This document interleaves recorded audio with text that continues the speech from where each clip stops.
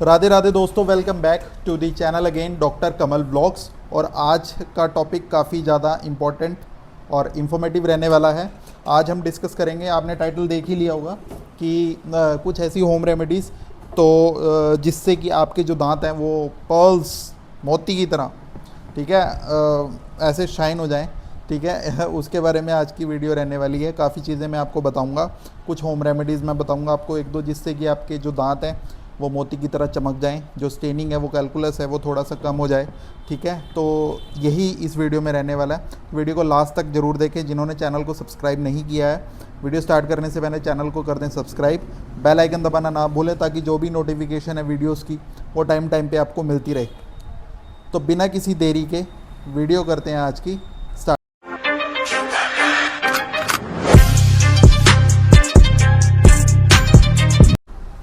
तो दोस्तों, सबसे पहली चीज़ तो स्टेनिंग क्यों होती है, जो कैलकुलस जो स्टेन्स हैं वो होती क्यों हैं। सबसे पहले तो मैं आपको बता दूं कि स्टेनिंग कैलकुलस जो आपका जो मुंह में जमता है वो क्यों जमता है। ठीक है, सबसे पहले हमारा जो ओरल हाइजीन है वो हम मेंटेन नहीं रखते। लाइक गुटखा, पान, तंबाकू, बीड़ी, सिगरेट, ये वाली चीज़ें जो हम खाते हैं, जो सेवन करते हैं, जितनी भी हमारी बैड हैबिट्स हैं वो अल्टीमेटली हमारे जो दांतों में है वो स्टेनिंग कोस करती है। स्टेनिंग से हमारा जो दांत का कलर है वो चेंज हो जाता है। देखो, अगर आपको ये लगता है कि हमारे दांत बिल्कुल वाइट हो जाएं पूरे, तो देखो सबसे पहले मैं आपको बता देता हूँ, नॉर्मल जो कलर होता है येलोइश वाइट होता है हमारे दांतों का। पूरा एक सफ़ेद मोती की तरह जो दांत होते हैं वो किसी किसी के होते हैं, बट जो नॉर्मल 80 to 90% पॉपुलेशन है वो येलोइश वाइट हमारे दांत होते हैं, मतलब डल रहते हैं, पूरे प्रॉपर वाइट नहीं होते। ठीक है, ये चीज़ आप दिमाग में बिठा लें। ये नहीं है कि आप रगड़ रहे हैं कि मोती की तरह चमका के हटूँगा दांत को।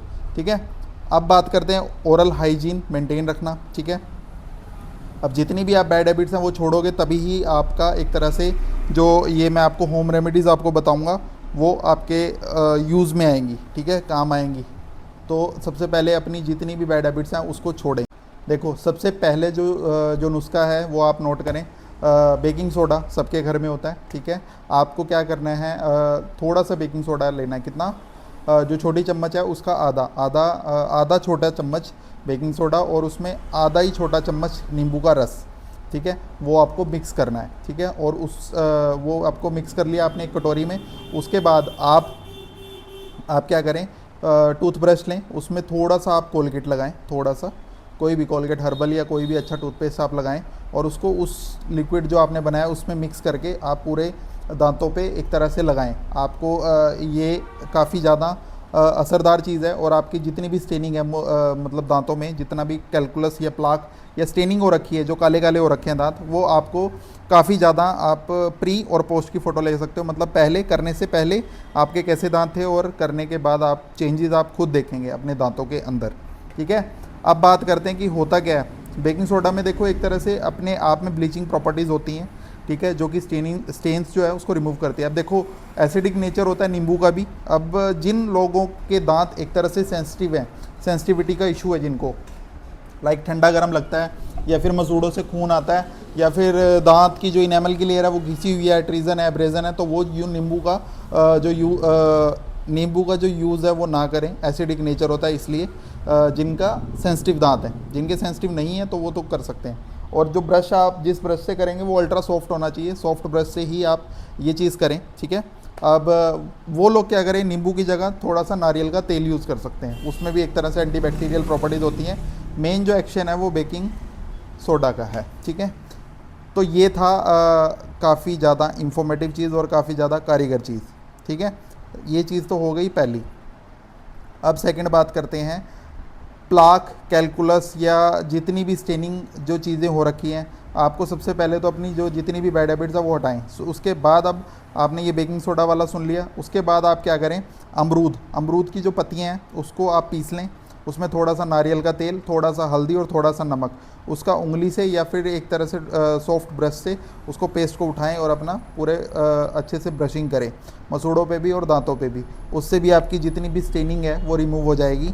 जितना भी प्लाक, कैलकुलस आपके मुंह में जमा हुआ है, मतलब दांतों में जमा हुआ है, अंदर बाहर प्रोक्सिमल साइड पे, वो चीज़ दूर हो जाएगी। ठीक है, नेक्स्ट हम बात करते हैं, आप क्या करें, थोड़ा सा क्या नाम इसका, अपना डाइट पे ध्यान दें। मतलब लाइक स्टिकी फूड ना खाएं, कुछ भी आप स्टिकी खा रहे हैं या फिर कुछ भी खाना खा रहे हैं, हर चीज़ खाने के बाद आप कुल्ला ज़रूर करें, मतलब रिंसिस अच्छे से करें। रिंसिस में आप एक चीज़ का ध्यान रखिए कि माउथ वॉश ज़रूर करें, सुबह शाम एक ढक्कन माउथ वॉश, अच्छा सा माउथ वॉश लें, उसका आप एक तरह से रिंसिस करें। उससे भी आपका एक तरह से जो स्टेनिंग आपके दांत में कैलकुलस या प्लाक जमा हुआ है वो भी काफ़ी हद तक रिमूव होएगा। अब बात करते हैं होम रेमेडीज़, तो मैं यही बताऊँगा, ठीक है, क्योंकि ज़्यादा करने का कोई फ़ायदा नहीं है, एक दो होम रेमेडीज़ बहुत होती हैं। अब बात करते हैं कि जो क्लिनिकल ट्रीटमेंट होता है, देखो स्टेनिंग कैलकुलस प्लाक अगर आपको होम रेमेडीज़ से ठीक नहीं हो रहा तो आप डेंटिस्ट के पास जाएं। तो उसका डेंटिस्ट के पास जाने के बाद आप क्या करें, एक तरह से उसका स्केलिंग कराएं। सबसे पहले आप डायग्नोस बनवाएं, जिंजीवाइटिस तो नहीं है आपको, पेरिडोंटाइटिस तो नहीं है आपको, या फिर कोई पेरियापाइकली कोई एब्सेस, मतलब कुछ भी आपको एक तरह से चीज़ अगर है मुंह में तो वो एक तरह से सामने आ जाएगी, डायग्नोस उसका बन जाएगा, तो उसी हिसाब से आपका ट्रीटमेंट हो सकेगा। स्केलिंग हम करते हैं दांतों की वाइटनिंग के लिए, बाकी आप एक तरह से पॉलिशिंग जो ब्लीचिंग जो दांतों की करते हैं, ठीक है, वो भी आप करवा सकते हो। बट ये चीज़ है कि जो नेचुरल जो कलर है उसका एक तरह से येलोइश वाइट होता है दांतों का, एक इस चीज़ को अपने दिमाग में लेके चलें, ठीक है। पूरे मोती की तरह सफ़ेद नहीं होते दांत, ये तो मैंने एक तरह से टाइटल बनाया है कि आपको अगर दांत चमकाने हैं तो आप क्या करें। बट हाँ, maximum to maximum home remedies जो मैंने आपको बताई है, इससे आपके दांत साफ़ हो जाएंगे, ठीक है। बाकी जो थोड़े बहुत प्लाक कैलकुलस जो आपका एक तरह से डीप ज़्यादा फंसा हुआ है कैलकुलस या प्लाक, तो वो आपका स्केलिंग से ही जाएगा, ठीक है। स्केलिंग कराने के बाद ही आपकी चीज़ रिमूव होगी। माउथ वॉश आपको दे दिया जाएगा अच्छा सा, अगर आपको जिंजिवाइटिस की प्रॉब्लम है तो आपका डॉक्टर आपको बता देगा, ठीक है, उस हिसाब से आपका ट्रीटमेंट कंटिन्यू हो जाएगा, ठीक है। बाकी हमारा श्री श्याम डेंटल क्लिनिक है, ससोली रोड पे, सरकारी स्कूल है यमुनानगर में, Sassoli road near government school, ठीक है। ससोली में एक ही सरकारी स्कूल है, उसी के पास हमारा श्री श्याम डेंटल क्लिनिक है। आप आ सकते हैं, अपना ट्रीटमेंट करा सकते हैं, और काफ़ी अफोर्डेबल रेट पे आपका डेंटल ट्रीटमेंट हो जाएगा। कैपिंग्स लग जाएंगी, पीएफएम जिनके दांत नहीं है, दांत लगते हैं, इम्प्लांट्स लगते हैं, ऑर्थोडोंटिक ट्रीटमेंट होता है, और फिलिंग्स होती हैं, जो भी रेस्टोरेटिव प्रोसीजर्स होते हैं, रूट कैनाल ट्रीटमेंट्स होते हैं, इंफेक्शंस होती हैं, सारा डेंटल ट्रीटमेंट आपको एक ही रूफ़ के नीचे, एक ही छत के नीचे आपको प्रोवाइड किया जाएगा अफोर्डेबल रेट पे।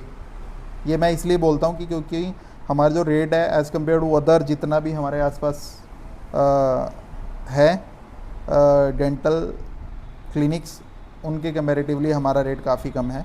तो अब लोग पूछेंगे क्यों कम है, देखो भाई हम नए हैं इसलिए कम है, ठीक है। बट हमारा ओपीडी के कोई चार्जेस नहीं है, आप आएँ अपना चेकअप कराएं, चेकअप का कोई पैसा नहीं है, आपको ट्रीटमेंट जहाँ मर्जी से कराना है, बट हमारा फ़र्ज़ है कि आपको अच्छा सजेशन दे और अफोर्डेबल रेट में आपका ट्रीटमेंट हो, यही हमारा एक तरह से हिंदी में बोलते हैं ना परम कर्तव्य है, वो है, ठीक है। तो यही था इस वीडियो में, ज़्यादा से ज़्यादा अपने दोस्तों के साथ, अपने रिलेटिव्स के साथ इस वीडियो को शेयर करें, और जो यमुनानगर के लोकलाइट्स हैं उनके पास ये वीडियो भेजें, और हमारे डेंटल क्लिनिक में आप आ सकते हैं चेकअप के लिए।